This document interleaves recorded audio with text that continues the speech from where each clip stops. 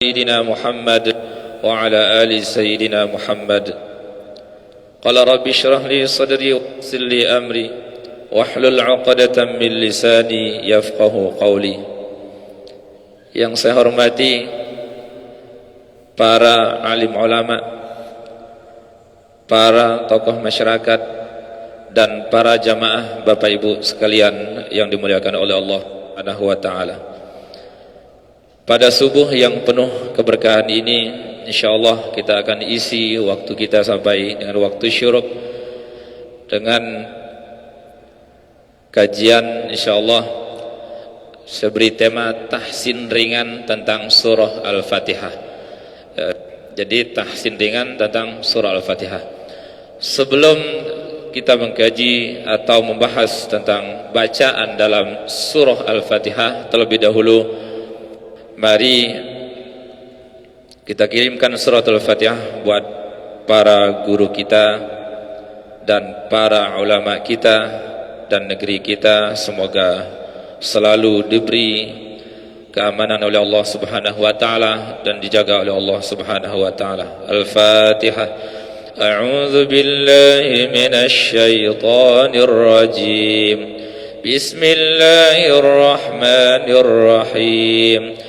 Alhamdulillahi rabbil alamin. Ar-Rahmanir Rahim. Maliki yaumiddin. Iyyaka na'budu wa iyyaka nasta'in.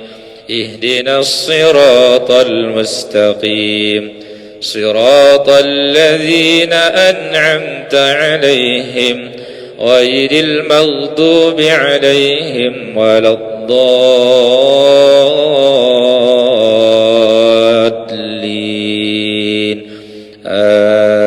Amin.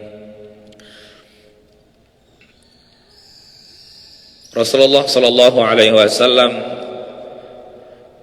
bersabda, khairukum man ta'allama al-Qur'an wa 'allamah. Sebaik-baik kalian adalah orang yang mempelajari Al-Qur'an kemudian mengamalkannya. Tahapan awal adalah mempelajari terlebih dahulu. Ada istilah atau pepatah dalam masyarakat di Indonesia, tak kenal maka tak sayang. Terlebih dahulu ada tahapan-tahapan, tentu butuh proses.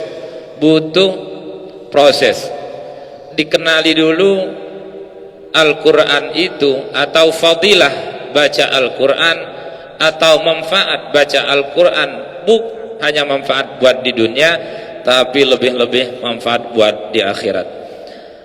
Dan setiap guru, setiap ulama, dan setiap orang yang mengkaji Al-Quran kemudian mereka mengajarkan Al-Quran, baik di rumah-rumah tahfiz Quran maupun di pondok-pondok Al-Quran, mereka punya gaya tersendiri mengajarkan Al-Quran dan mengenalkan Al-Quran.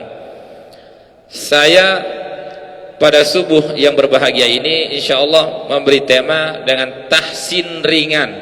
Jadi ada tahsin yang kelas, contoh bertahap-tahap. Contoh seperti ini. Ada tahapan tahsin. Dulu kita pernah dikenalkan dalam Al-Quran, ada istilah dalam ilmu tajwid, ada disebut dengan hukum bacaan ikhfa, kemudian ada qalqalah, kemudian ada lagi idgham, ada lagi nanti mad, ada mad tabi'i, banyak. Tapi ada yang sebagian guru mengajarkan cukup dengan hukum-hukum yang disebutkan seperti ikhfa, kemudian huruf-huruf hijaiyah itu kunci dalam baca Al-Quran sebenarnya mudah, sudah dicantumkan atau sudah didapatkan dalam surah Al-Fatihah. Contoh huruf hijaiyah itu, Bapak Ibu tahu berapa jumlah huruf hijaiyah? Ada yang tahu jumlah huruf hijaiyah? Alif batasa, ada yang bilang 30. Tapi huruf ini itu yang nanti berulang-ulang dalam Al-Quran. Contoh, alif sudah ditemukan di awal-awal ketika mau baca Al-Quran. A'udzubillah, sudah ketemu huruf alif. Kemudian huruf ba, bismillah, sudah ditemukan huruf ba. Sebelum kita lanjutkan, banyak pertanyaan. Dulu saya pernah ngajarkan kalangan pensiunan, umur 50 tahun ke atas.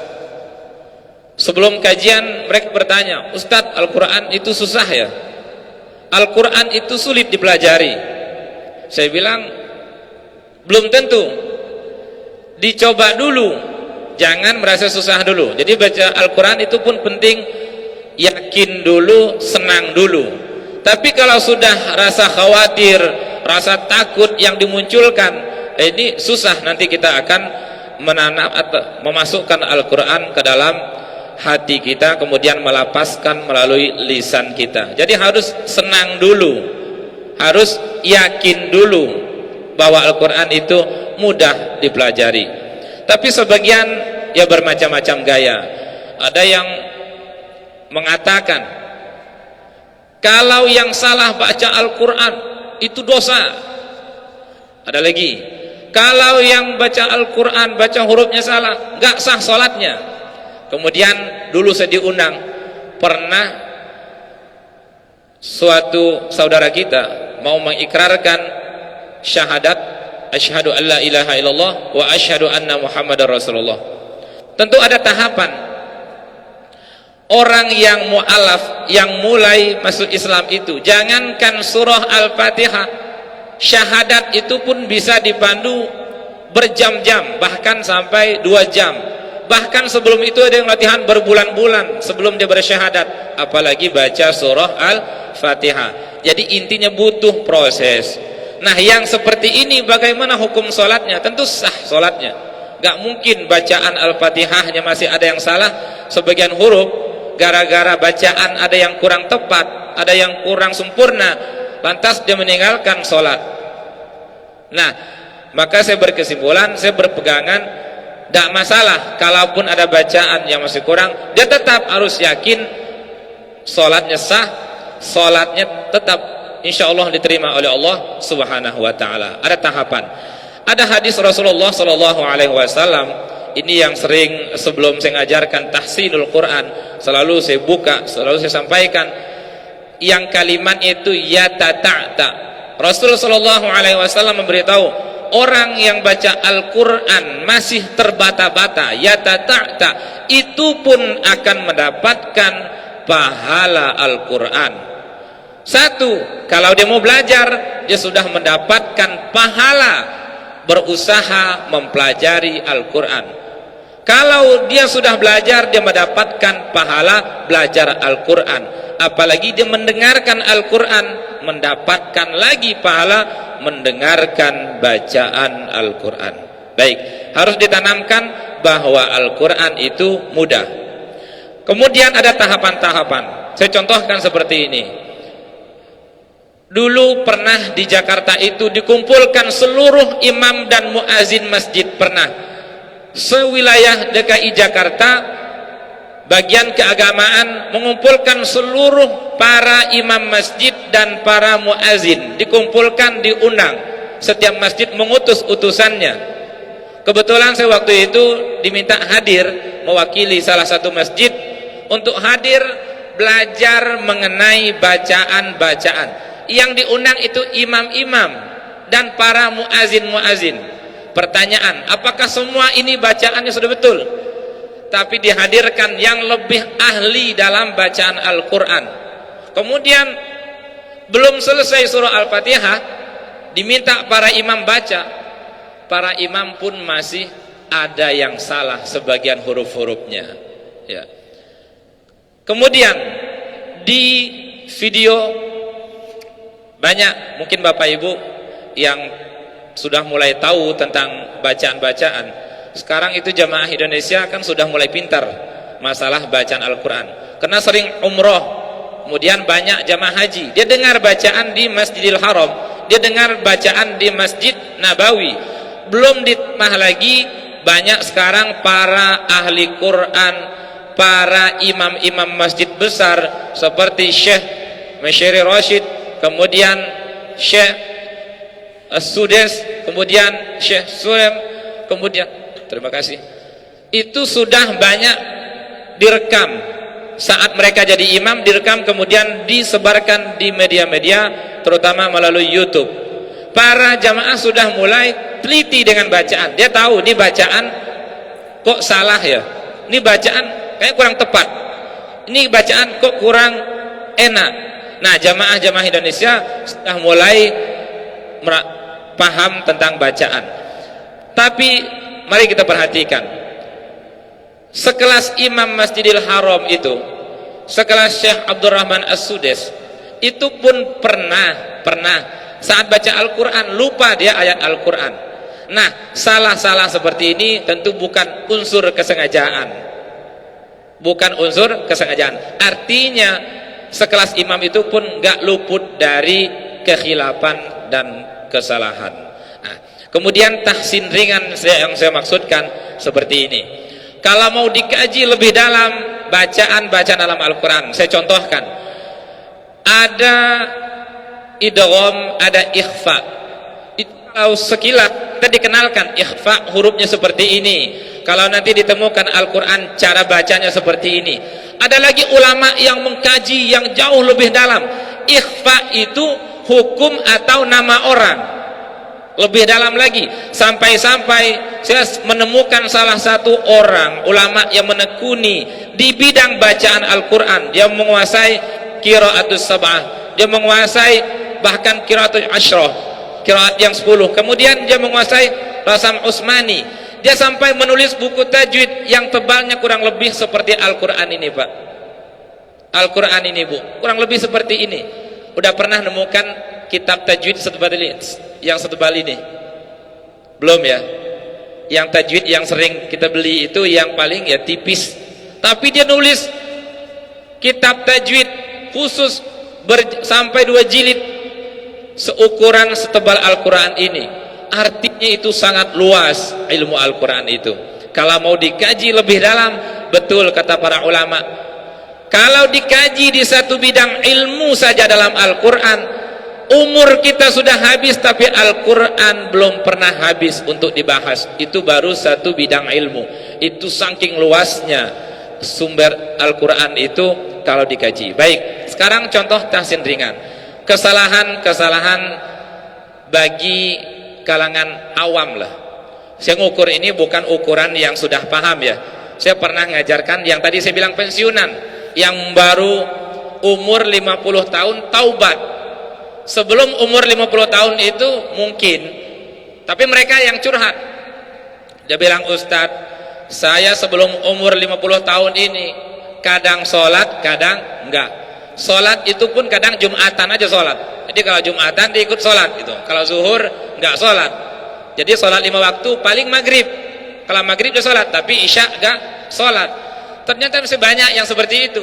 Tapi Islam dia syahadat, asyhadu an la ilaha illallah wa asyhadu anna muhammadar rasulullah.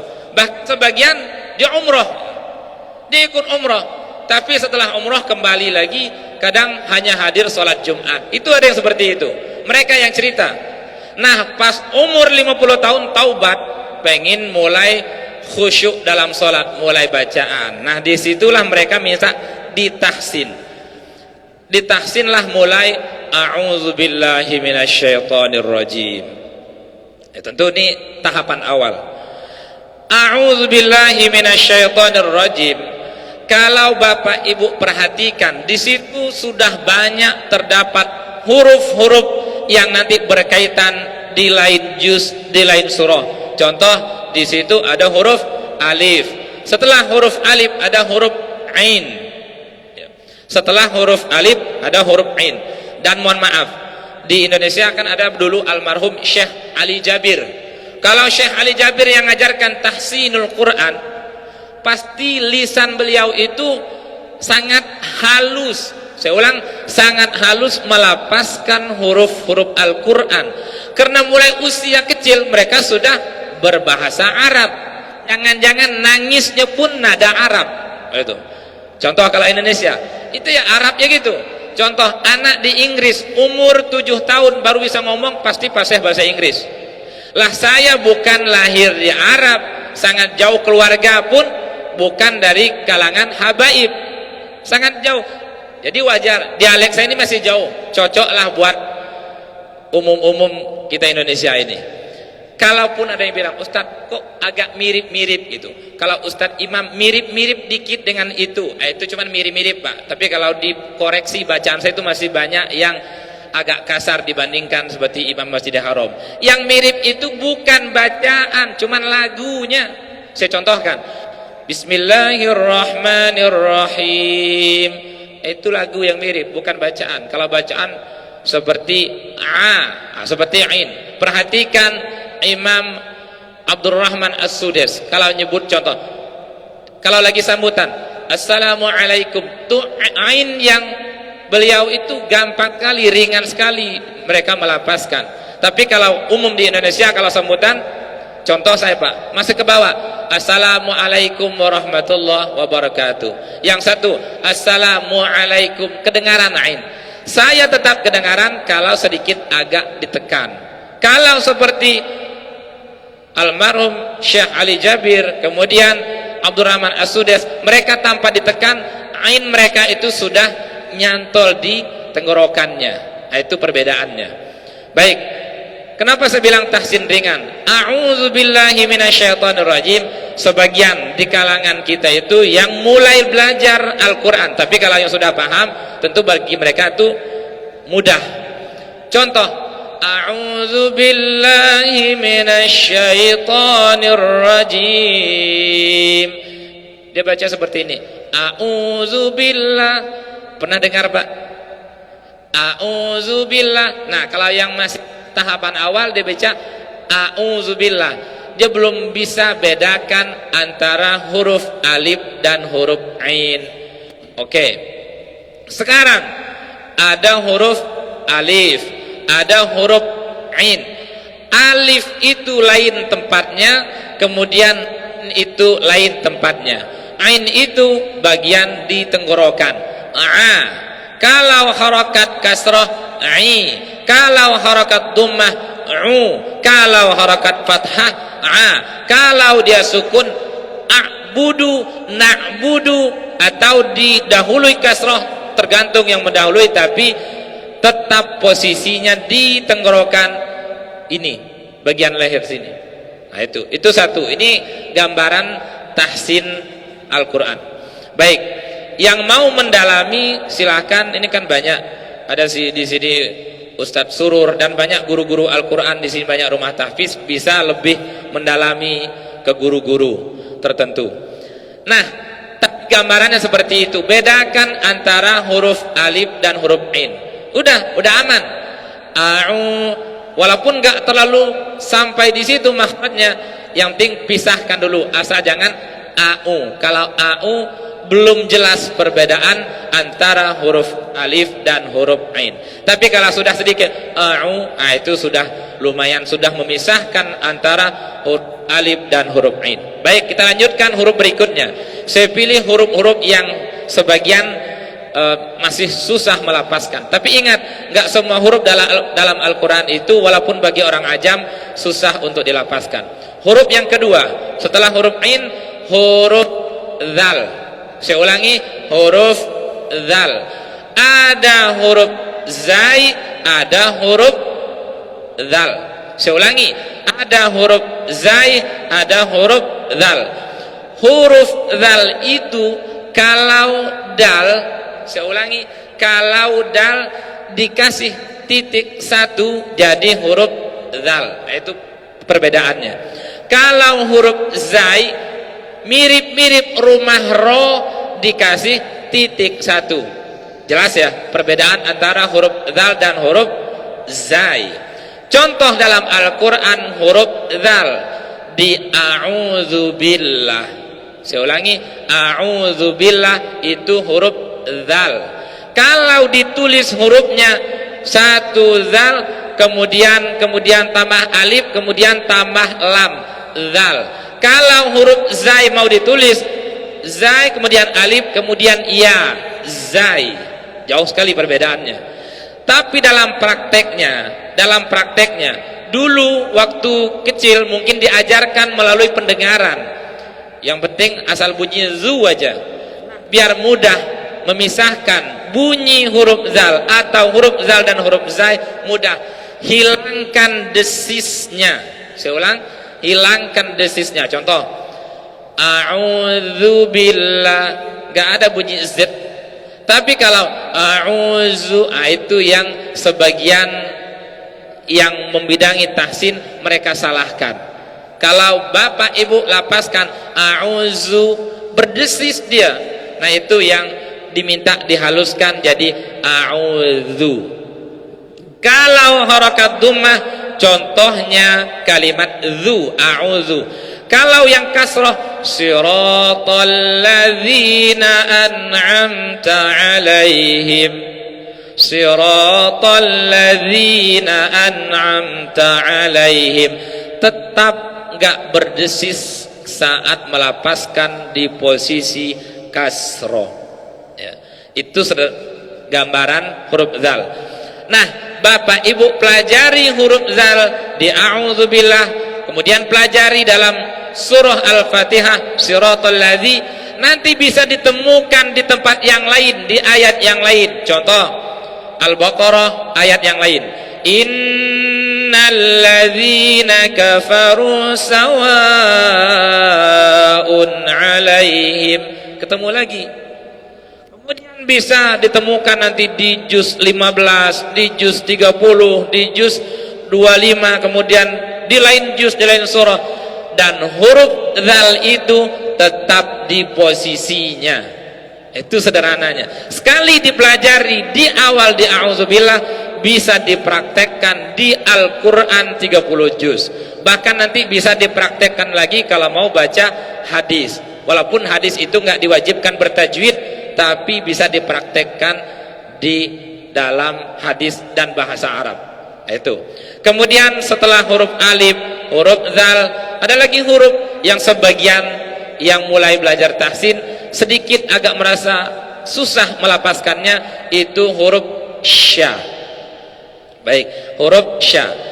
A'u, kemudian zu, kemudian sya. Sya ini ada yang bilang ada shin, ada yang bilang sya itu huruf shin. Di Al-Quran ada huruf sin. Saya ulang, satu huruf sin. Rumah sya dibuang titiknya jadi huruf sin. Kalau rumah ta ditambah titik satu jadi huruf ta. Saya ulangi, ini yang sebagian kadang sering disamakan. Saya ulangi, kalau sin itu yang 3 giginya ditulis seperti itu tapi tanpa titik, itu sin. Ada lagi ta. Ta itu huruf ta ditambah titik satu jadi huruf ta.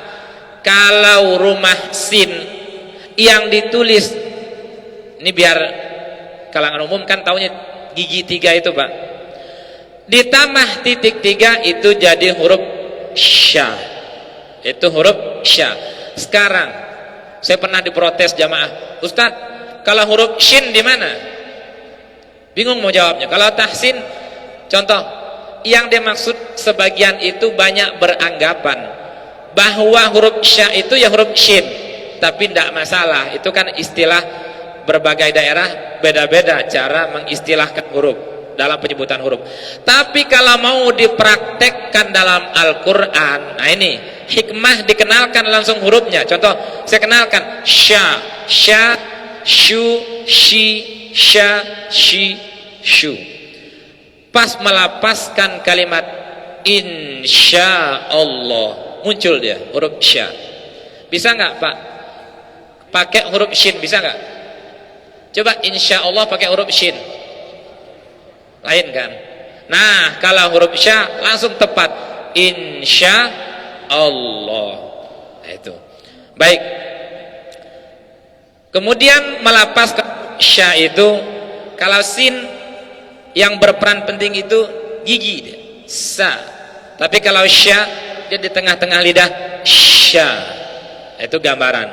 Tapi tidak masalah Bapak Ibu. Tentu kalau beda tahapan, kalau lidah ini sudah melebihi, sudah banyak Pak campurannya, kan semakin bertambah umur banyak makanan yang pernah melewati lidah ini. Sudah ada soto ayam, ayam bakar, segala macam, itu sedikit mempengaruhi masalah ringan lidah melapaskan. Contoh, kalau anak yang usia masih PAUD atau SD, kalau ditahsin tentu mereka lebih cepat. Saya contohkan lagi bahasa. Kalau anak yang dari Arab itu pindah ke Indonesia, mereka pasti lebih fasih bahasa Indonesianya dibandingkan ayahnya. Kalau ayahnya walaupun bisa, tapi masih kedengaran dialek-dialek Arabnya. Tapi kalau anaknya bisa persis seperti orang asli Indonesia. Begitupun kalau Indonesia hijrah atau pindah ke Inggris, anaknya pasti bisa lancar bahasa Inggris, tapi kalau ayahnya tetap terbawa dialek-dialek asalnya. Nah, belajar tahsin Quran itu pun walaupun nanti ada tahapan, tapi lumayan.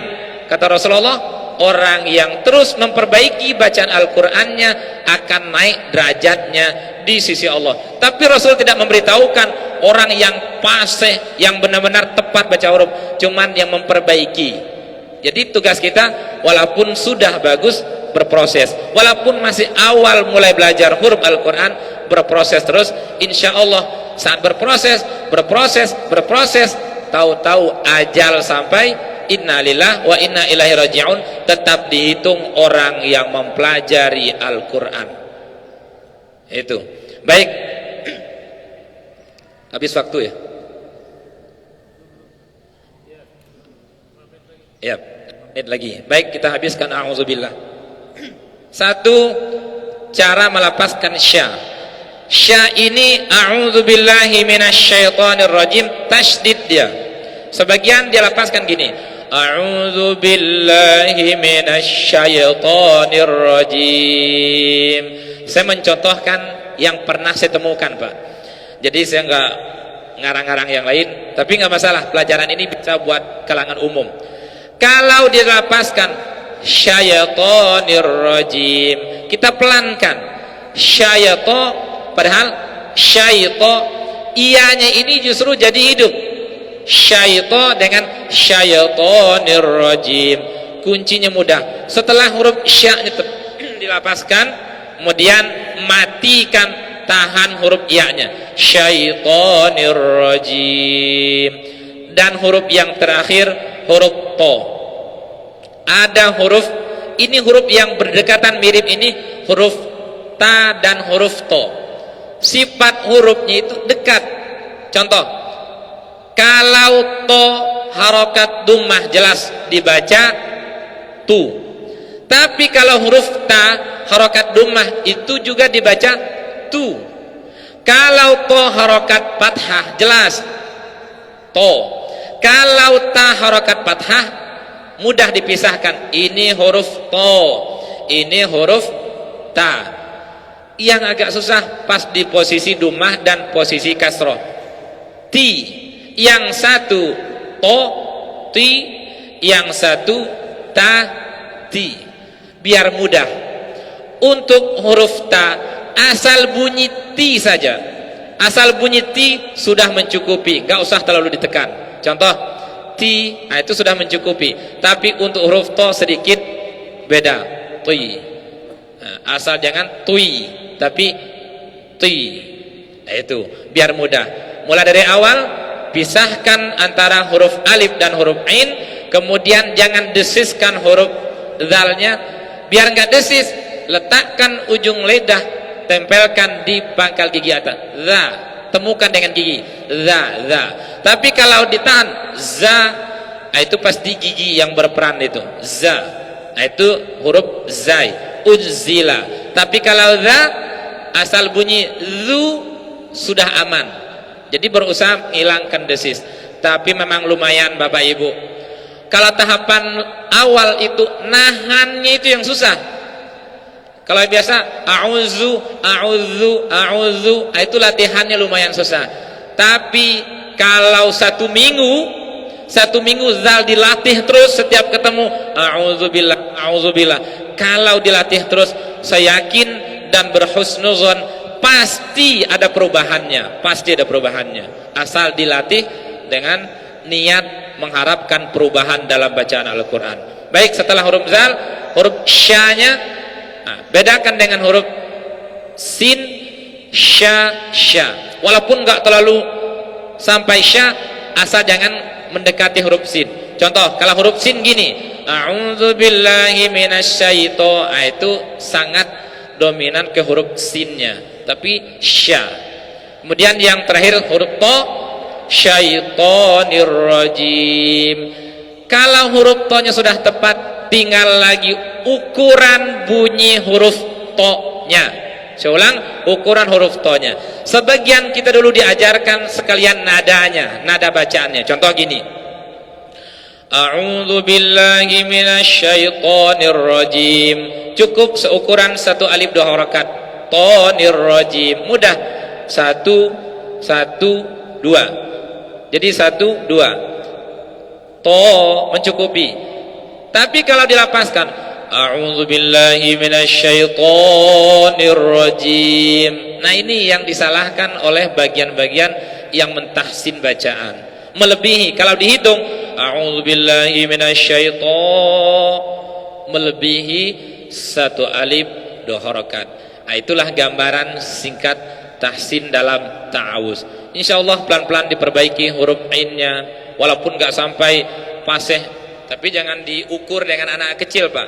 Ya dilombakan seumuran lah, yang umur 10 berlomba bersaing seumur 50 memperbaiki. Sebagian itu mau ngetes, saya pernah setelah tahsin dia mau ngetes, Ustadz boleh diadu saya dengan Hafiz cilik. Hafiz cilik mau diadu, yang di TV itu Pak, yang hafal Quran umur 7 tahun. Mereka itu belajar dari kecil. Ya tentu beda hasilnya.